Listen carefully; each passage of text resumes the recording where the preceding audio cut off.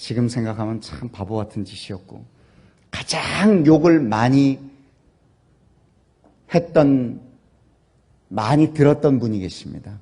바로 하나님입니다.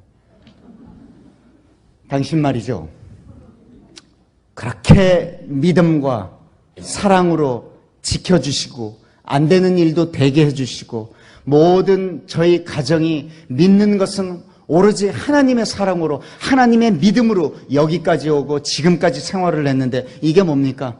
정말 한심합니다. 정말 밉습니다. 라고 하면서 방탕의 생활을 하기 시작했습니다. 오갈 데도 없고 집도 없고 아무것도 없습니다. 잘 곳이 없어서 허구한 날 길거리에서 잠을 자다가 하루는 반포 고속터미널 건너편에 벤치들이 이렇게 있는데 그곳에서 잠을 청하고 있는데 어떤 분이 저에게 신문지를 한 장 이렇게 던져주시면서 어이, 이거 덮고 자. 새벽에 따뜻할 거야. 라고 가시더라고요. 이렇게 눈을 떠서 보니까 저보다 훨씬 더 남루하고 훨씬 더 마르고 훨씬 더 없어 보이는 사람이 무슨 마음의 여유를 갖고 내게 새벽에 자면 힘드니까 이거 덮고 자면 따뜻하다는 말을 건네면서 이럴까? 사람이 왜 그럴까? 자기가 덮고 자지. 라고 하면서 무의식 중에 기도가 나왔습니다. 하나님, 저 사람이 어떤 사람입니까? 나보다 훨씬 더 못한 것 같은데 왜 어떤 마음에 저렇게 이렇게 저를 배려해 주면서 신문지를 던져줍니까? 혹시나 지금 제 이 모습이 지금은 누구를 뭘 못하지만 혹시 돈을 번다는 기회가 생긴다면 나보다 못한 사람들을 위해 도울 수 있는 기회를 주십시오. 라고 기도를 하면서 잠을 잤습니다. 그 다음 날부터 이게 아니다. 어쩌면 하나님이 너 이렇게 살면 안 된다는 그런 무언가를 보여주셨는지도 모른다 라고 생각을 해서 다시 하나님을 찾게 되고 하나님께 기도하며 열심히 일을 하기 시작했습니다.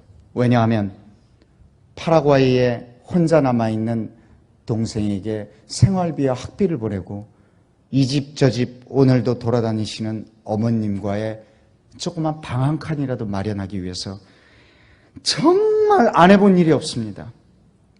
물론 생기기는 곱상하게 생겼습니다만 정말 별일을 다 했습니다. 그러던 와중에 고등학교 3학년 여학생 하나를 과외를 시켜줄 수 있느냐고 어떤 분의 부탁이 들어왔습니다.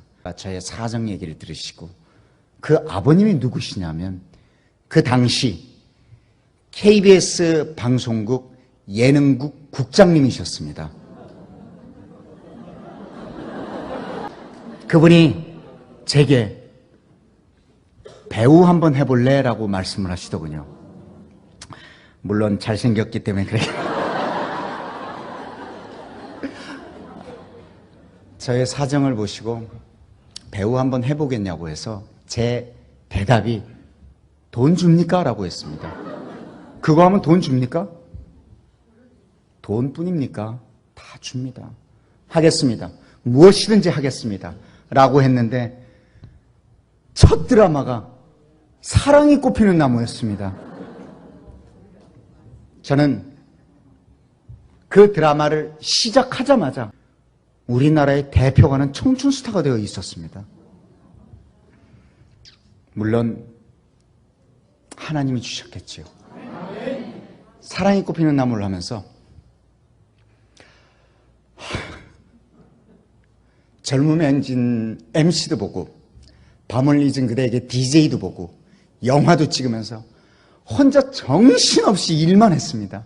왜냐하면 돈을 벌기 위해서 말이죠. 어머니와 단 방 한 칸이라도 마련하기 위해서 말이죠. 외국에서 고생하고 있는 동생의 생활비와 유학비를 보내기 위해서 말이죠.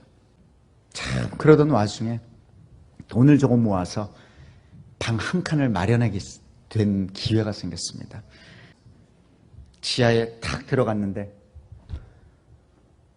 온 구석에 비가 새가지고 곰팡이가 다 슬어있고 정말 냄새가 나서 과연 이런 곳에서 살 수가 있을까라고 생각했는데 어머님하고 저는 감격해서 울었습니다. 기도를 했습니다. 너무 감사해서. 저희들한테 이렇게 주시는구나. 너무너무 기도하면서 울었습니다. 그러면서 하나님이 주신 축복은 이루 말할 수가 없었습니다. 참 고맙더군요. 그런 생활의 연속에 동생한테 긴급한 연락이 왔습니다. 맨날 며칠까지 갑자기 400만 원이 필요합니다. 이 돈을 이따까지 안 갚으면 안 됩니다. 생활비인데 기가 막혔습니다. 저희들은 당시 바우처를 받는데 이거 모아가지고 400만 원에 돈을 붙이려고 그러면 참 기가 막힌데 어쩔 수가 없이 어머님과 기도를 하면서 네, 믿습니다 라는 생활을 하던 중에 어떤 영화 감독님이, 이름을 밝혀도 되겠죠, 남기남 감독님이라고, 그분이 저희 그 집을, 지하 그 단칸방 집을 요만한 보자기를 하나 들고 찾아오셨습니다. 탁 내려놓으시면서 현찰 600만 원입니다. 영화 한번 찍읍시다.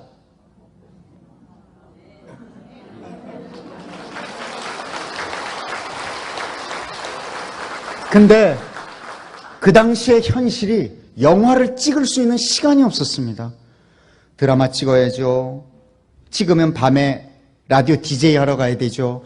중간에 시간, 젊음의 행진, 청소년 상대 MC 봐야 되죠. 이것저것 해야 할 일이 너무도 많아서 시간이 없었습니다. 근데 감독님 최수종 씨 4번만 찍어주면 됩니다. 감독님, 제가 이 돈을 받고 그 영화 주인공이라면서 어떻게 4번만 나가서 찍습니까? 제목이 일지매였습니다. 얼굴 4번만 보여주고 나머지 다 복면 쓰고 하면 됩니다. 복면은 스턴트맨이 싸우고 격투하는 거는 다 그 사람이 찍고, 정말 위급한 상황에 복면을 싹 벗고 정말 위급한 상황을 보는 순간 있다가 싹 없어지면 그분이 복면 쓰고 나옵니다. 저는 갑니다. 4번 찍었습니다. 요즘은 제가 세계로, 방글라데시나 네팔이나 캄보디아로, 평양으로, 그리고 국내 학대받는 어린이들을 위해, 그리고 무이탁 노인들을 위해, 독거 노인들을 위해 열심히 봉사하는데 요즘 기사를 안 쓰시는데 이렇게 봉사와 나눔의 생활을 열심히 하면서 하이라 씨를 만났습니다. 하이라 씨와 결혼을 하게 되고 정말 예쁩니다. 그 예쁜 것이 얼굴이 예쁜 것이 아니라 마음이 예쁩니다. 천사입니다. 제가 하이라 씨한테 잘하는 이유들이 이제 나옵니다. 하이라 씨가 지금까지 5번 유산을 했습니다. 2아이를 낳았습니다. 그 유산을 할 때마다 그 아이를 배에서 이 자연 유산되는 걸 뭐라 그러던데, 뭐라 그럽니다. 예. 그러던데 그 아이를 떼낼 때마다 정말 고통스러웠습니다. 하나님께서 인간들에게 달란트를 주실 때 여자들에게는 애 낳는 고통을 주시고 남자들한테는 평생 일하는 고통을 주셨습니다. 남자들이 일하는 게 얼마나 힘이 듭니까? 평생을 자기 자식들을, 자기 부양가족을 먹이게 살리기 위해서 아침부터 늦게까지 일을 하고 그 고통을 주셨는데, 여자들에겐 애 낳는 고통, 얼마나 힘들면 이거에 비유를 해서 애 낳는 고통에 비유를 했겠습니까? 그런데 요즘 여성분들이 애만 낳습니까? 사회적 활동을 너무도 하시지 않습니까? 교회에 나와서 이렇게 봉사하시죠. 성가대 봉사하시죠. 이렇게 연주하시죠. 사회에 나가서 어떤 공인으로서 일들을 하시죠. 며느리로서, 딸로서, 그리고 뭐 부인으로서, 엄마로서 1인 다역 하시지 않습니까? 그래서 남자들이 잘해야 됩니다.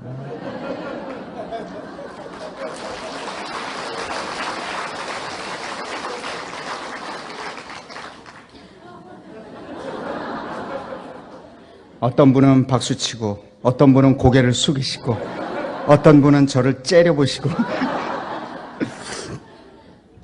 그러면서 두 아이를 낳았습니다. 첫째가, 제가 이렇게 하면 웃으시더라고요. 최민서 씨, 둘째가 최윤서 씨.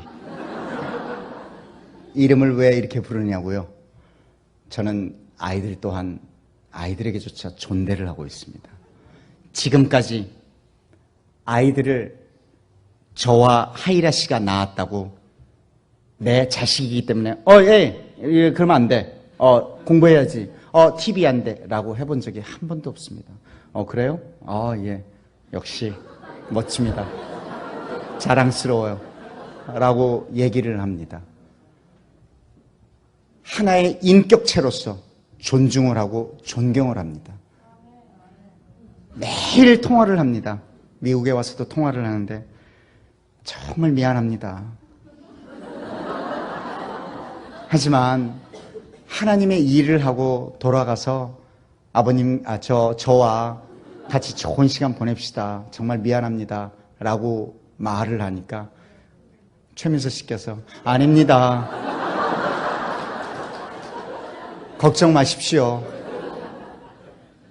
아빠가 없는 동안 책임지면서 아빠의 저를 믿는 것처럼 잘하고 있겠습니다. 너무 자랑스럽습니다. 고맙습니다. 그렇게 생활을 하고 있습니다. 그런데 그 첫째 최민서 씨가 태어날 때 같은 병실에 들어갔는데 저희 아이는 건강한 모습으로 태어났고 한 아이는 중환자실로 들어가는 것을 눈으로 목격을 했습니다. 그 순간 결혼을 하면 누구나 다 쉽게 아기를 낳고 그냥 자연스럽게 하나님이 주신 이런 것이구나라는 것이 아니라는 걸 알았습니다. 세상에는 불임 환자도 너무너무 많고 애를 갖기 위해서 노력하는 사람도 많고 이 자식을 낳는다는 것이 그렇게 쉽게 되는 것만은 아니라는 걸 알았습니다. 하이라 씨, 우리 이러면 안 되겠습니다. 우리 감사의 이 보답을 비록 많은 유산은 했지만 우리의 이 감사를 어린이에게 돌립시다. 라고 하면서 그때부터 심장병 어린이와 정말 불우한 어린이들에게 봉사하고 나눔의 길로 접어들었습니다. 그때 굿네이버스를 만나게 됐습니다. 굿네이버스의 만남과 인연으로 해서 국내 활동뿐만이 아니라 이제는 제3세계 절대적 빈곤자 어린이들에게 눈을 돌리게 됐습니다. 그곳의 아이들은 정말 내가 밥을 퍼서 넣어주지 않으면 그 자리에서 죽을지도 모르는 그런 아이들입니다. 하나, 둘, 셋. 이런 3초의 시간이 흐를 때마다 한 아이씩 배고픔 기아와 질병으로 죽어가고 있습니다. 물론 다 고칠 수 있는 그런 병인데도 말이죠. 평양을 방문했을 때 또한 정말 힘들어하는 아이들, 그리고 약이 없어 죽어가는 사람들을 목격할 때 가슴이 찢어지는 것 같았습니다. 그래서 저는 제가 시간만 허락이 된다면, 아니 시간을 쪼개서라도 늘 굿네이버스를 통해서 사람들을 만나고 또 이렇게 미국까지 와서 이 나성 열린문 교회의 여러분들과 같이 이야기를 하는 시간을 가지지 않았나 생각이 듭니다. 그것이 바로 하나님이 주신 마음 때문입니다. 하나님께서 보여주신, 또 만나게 해주신 그 아이들 때문입니다. 여러분들이 보신 그 영상의 그 8살 수존, 그 모습과 그 네팔에서 낮에는 채석장에서 돌을 깨는 노동을 하고 또 오후에 학교에 찾아오는 그 소마야 어린이를 보면서 저는 고마워서 눈물이 났습니다.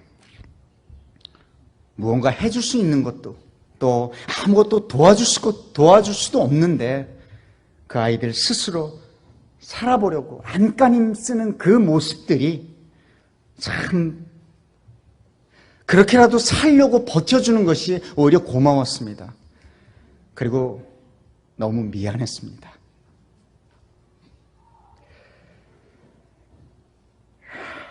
이 아이들이 계속 학교를 다닐 수 있다면, 또 계속 밥을 먹을 수만 있다면 저는 무엇이든지 해야겠다는 마음을 먹었습니다. 그것이 바로 하나님께서 주신 소중한 마음입니다. 저는 그 하나님께서 주신 그 마음을 여러분과 함께 하고 싶습니다. 우리의 작은 사랑의 실천이 세상을 변화시키고 또 그 아이들에게 꿈과 희망을 키울 수 있게 해준다고 믿습니다.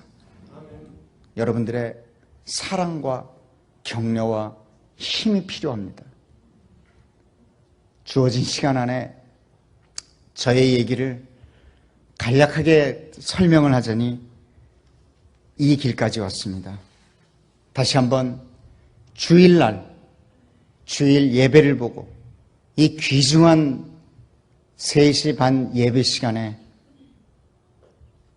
이 큰 제단에 저를 올려주시고 또 허락해 주시고 배려해 주신 우리 목사님과 또 성도님 여러분께 감사의 말씀을 다시 전합니다.